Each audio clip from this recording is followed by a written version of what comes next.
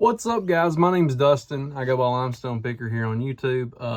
This is for the Limestone Picker Garage channel. I've had a lot of people asking me about the eBay side of the whole car parts thing. Somebody wanted a breakdown of what I put into it and what I'm getting out of it. I'm not sure how I can go about that. I mean, I can do a complete breakdown. I saw where somebody had commented and said that they did this and they couldn't sell a $100 bill for $50. I don't know.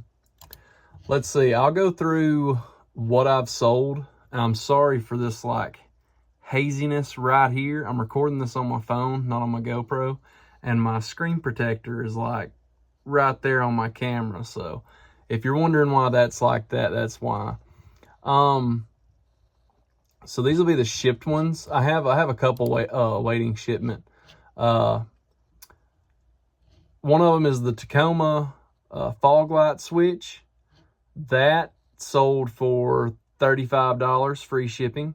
That was in that $40 bucket from last week. I'm not sure when this video will come out, but the video that I'm talking about, we picked off that Tacoma, got the air vent and a couple of switches. This is one of those switches. The Chevrolet owner's manual vinyl book, that sold. I accepted an offer of $12 free shipping for that. And the switch, all I did with that was just wipe it off with Windex and a rag. The vinyl book cover, just listed it. It was fine. I sold a 97 to 2000 Dodge Dakota or Durango. I guess it could be a Ram too. But it's the V8 Magnum badge that goes on the fender. Sold that for $10 free shipping. I don't know, I'll probably spend an hour or two in the junkyard and maybe 15 minutes max cleaning stuff. You guys have seen in the videos, I fill up the sink with soapy water, let it soak. That takes 2 minutes. And after it's soaked for a while, I'll scrub it with a brush, rinse it off, and let it dry, let it air dry. So, I mean, all my effort is right there. And listing, I don't know, listing is, it's part of my daily routine. So, I don't really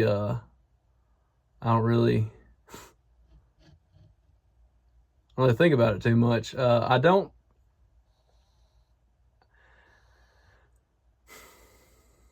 trying to think of how to word this.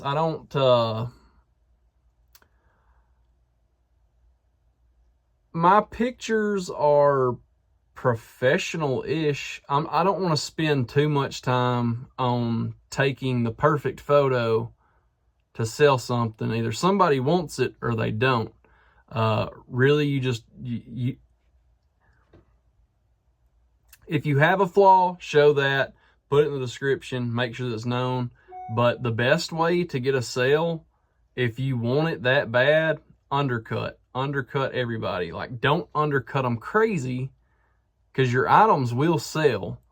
But as long as there is a demand for whatever you have, and with car parts there is a demand, just do a little bit of research. Do some research before you buy stuff. There's plenty of YouTubers that make videos going to the junkyard and finding stuff. I watch the channel Brandon. I watch Net Profit Reselling. I watch a bunch of people who this is what they do, and this isn't even their full-time gig. Reselling is my full-time job, and I've just implemented the junkyard to take up a fraction of what my sourcing is. So my main sourcing used to be thrift stores and yard sales.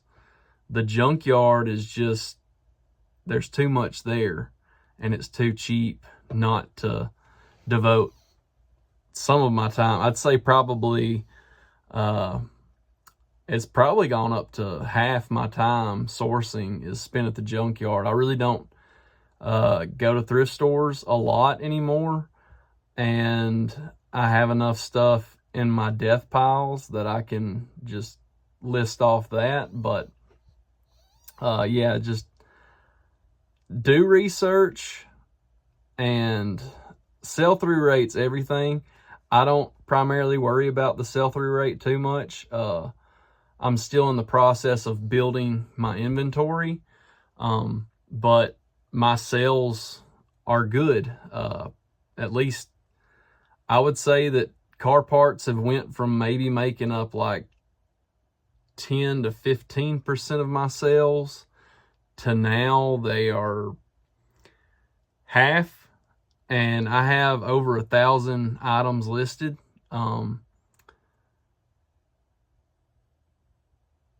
Yeah, car parts, they like, I have 9 items to ship right now. 5 of them are car parts, so that's over half.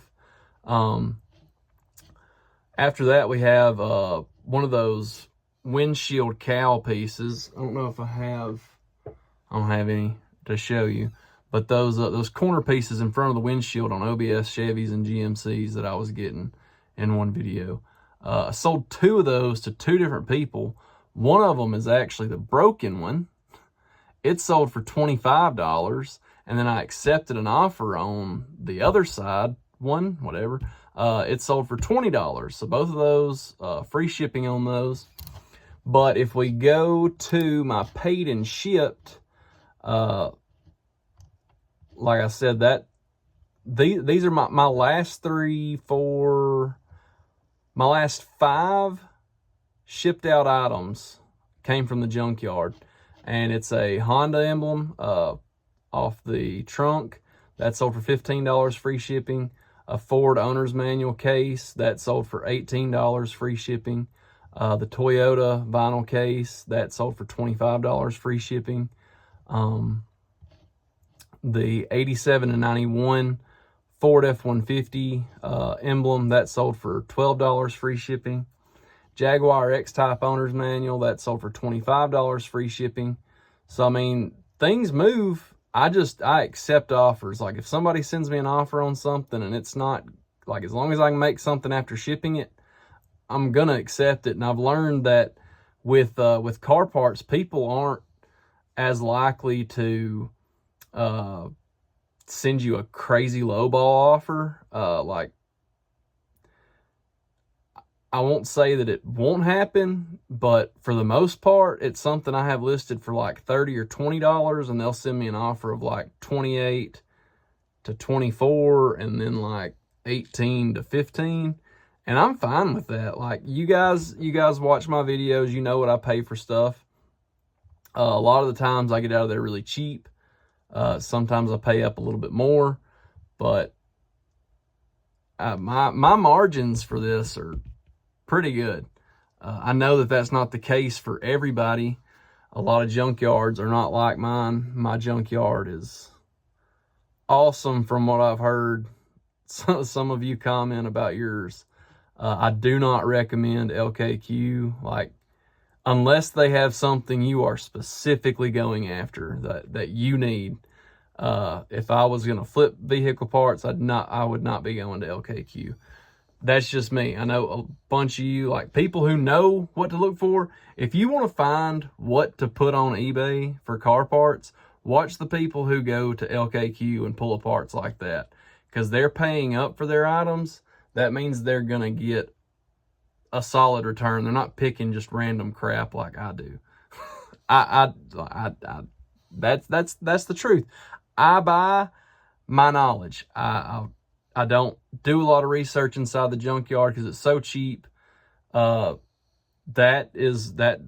time you're spending looking stuff up. That's time that you could be pulling other parts. And like, my main goal is to fill my bucket up with stuff and hopefully get out not spending over $40. Sometimes I don't think I've paid over $40 for a bucket full.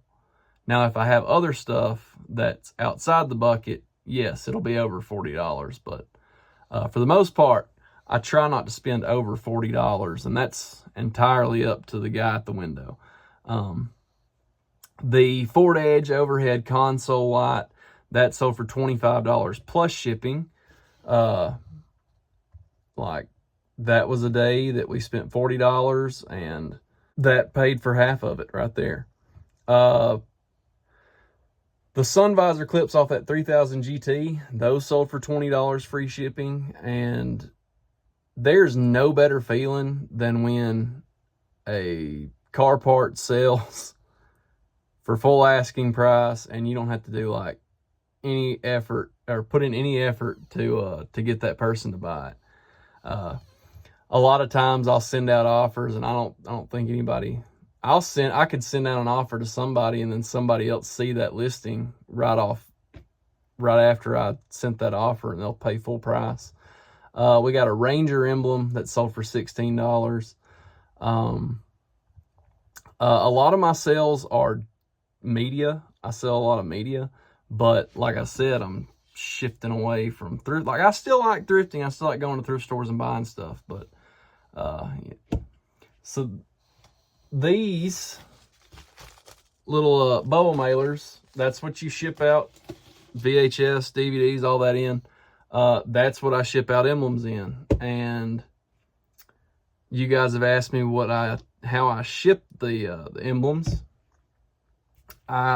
Any spare cardboard that I cut off boxes from resizing stuff, I keep it.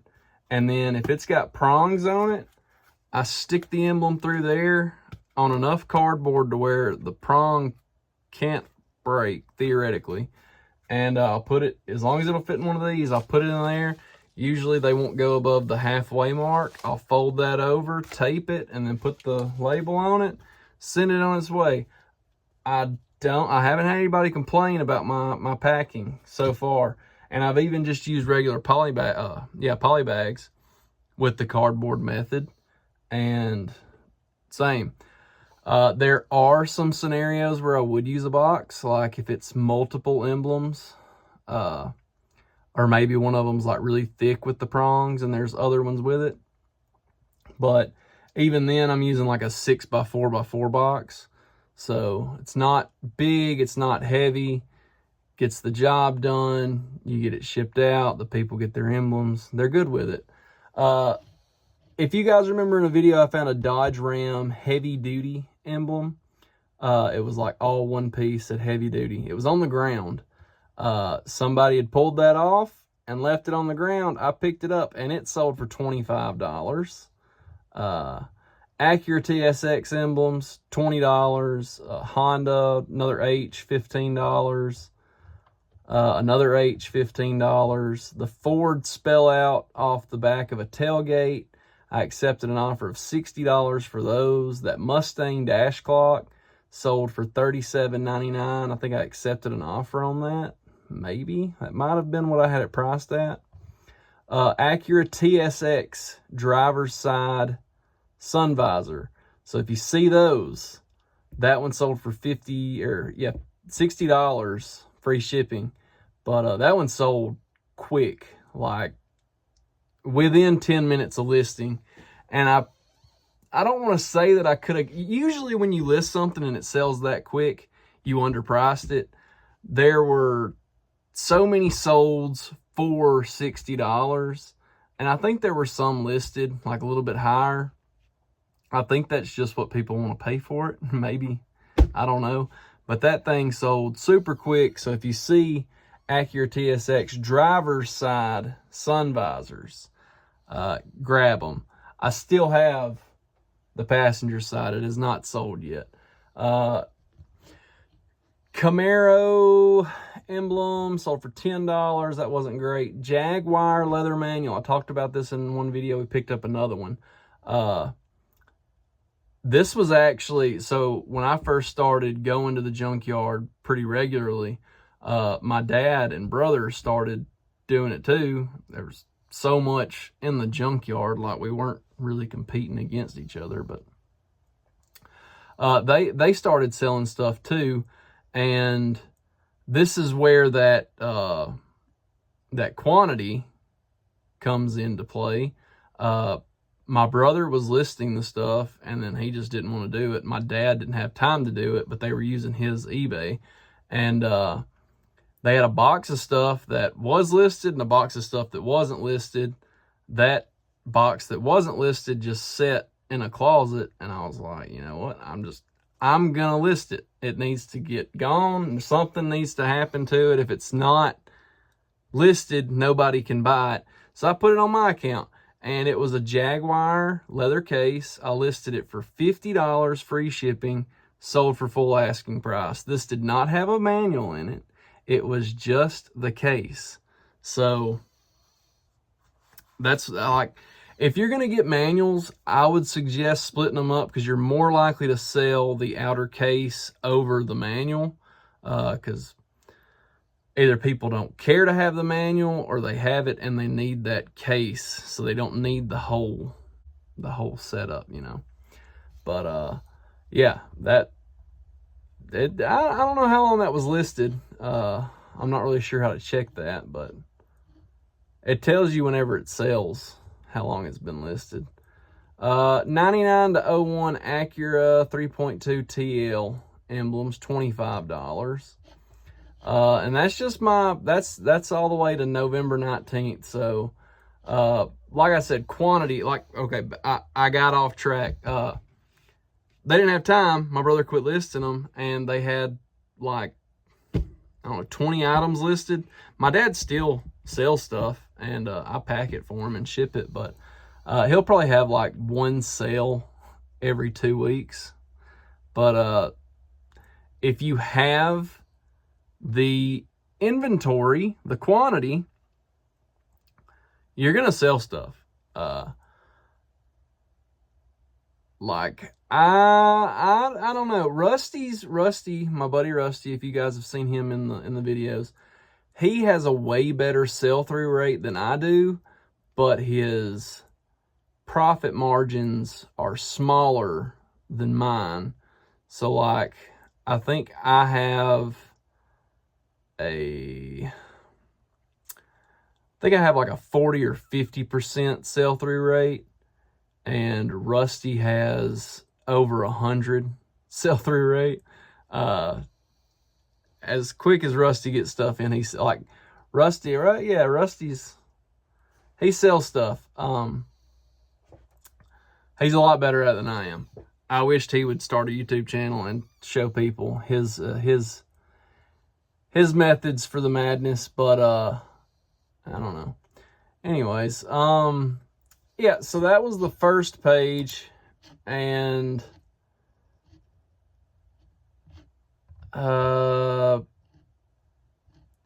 Audi emblems. So an Audi TT Quattro trunk set sold for $50. So I know that I need to look for those when I go. Like, if it sells for $50, that's something that I know I need to keep an eye. If it sells for over $30, that's something that I'm usually like, if I see that, grab it. Toyota Matrix center console, that sold for $32 plus shipping. Mercedes-Benz lighter. That thing looked so weird when I got it that I was like, this is special. I need to sell this. It sold for $20, free shipping. Acura RL, those sold for $25. So when it comes to emblems, there are certain ones that I would mess with. If it's like, this one is the Acura emblem, and then it's ACURA RL, and then there's an emblem underneath it that's all one piece. But it's how many is that? 5, 6, 7, 8. It's 9 emblems that you have to keep track of. I don't like dealing with those. So if it's just one emblem that sells for $20+, I don't even mind 15. When it's under 15, that's when I'm like, is this worth my time listing it? But like I said, it takes not even 2 minutes to list something for me. So I don't really mind it. If it's something more expensive, I'll take more time to show it off, you know.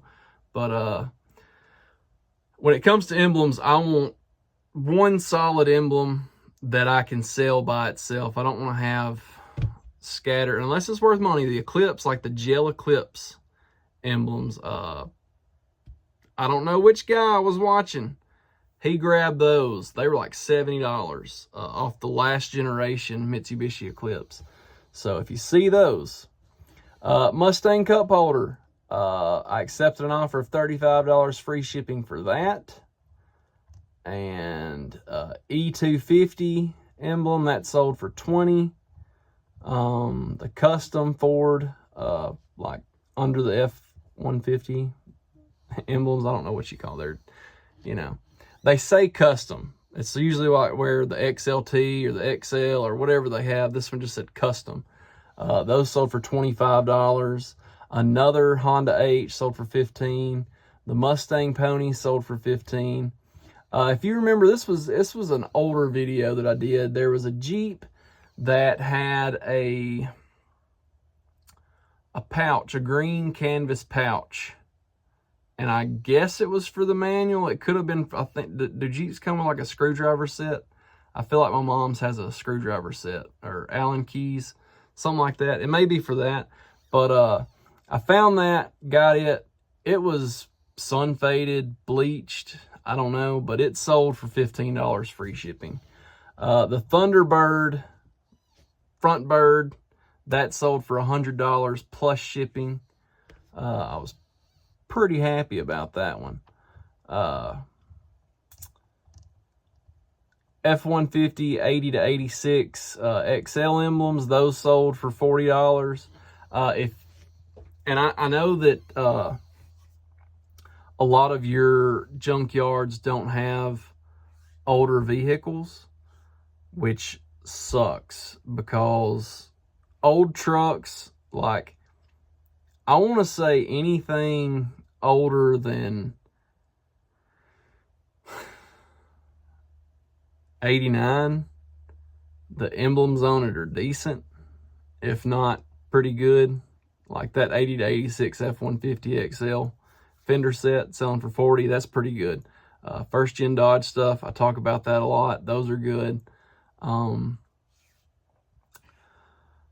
still need to figure out how to take older S10 and Blazers, stuff like that. I need to watch a video on how to remove those, because I feel like they're probably screwed in, but I don't want to take the time to get under there and look, so I'd rather know what I'm looking for. But I bet you those are good. I've never taken the time to look it up. But anyways, back onto this. So I have a water pump. My grandpa has a 2020 Toyota Camry. The water pump went out on it, and he replaced it. I thought that he spent a couple $100 on the water pump, because I looked this brand up. He had the old one. I was like, can I have it? I'll try and sell it. And I looked that water pump up, and it was like $200 or $300. So I was like, if that's how much they're wanting for a new one, I'll list the old one as for parts or repair.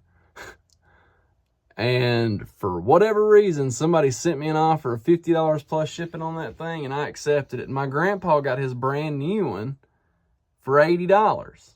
So I don't know. Somebody paid $70 for that broken water pump. The last one that I'm going to cover, because it's on the last page, is the 83 to 88 Ranger XLT emblems. Those came off easy, and they sold for $40. So of 2 pages of sold listings, I don't know, there's 50 items on each page. Whatever I just listed off, that's the percentage of what my sales are. So usually one or two things is going to pay for everything that I get at the junkyard. When I put the so many dollars and so many hours or this many dollars per hour, I'm usually including the time it takes for me to clean it and list it. So the main reason it takes more time is because I'm making the videos. So if you're not filming, you can do this stuff in a way shorter amount of time. So, but yeah, I hope this answers some questions for you guys. I hope I didn't ramble on too much or get off track. I got ADHD. So I apologize, but that's it for this video. I hope you liked it. I hope you enjoyed it. I hope you had a little fun along the way. If you did, please don't forget to like, comment, and subscribe. I'll see you next time.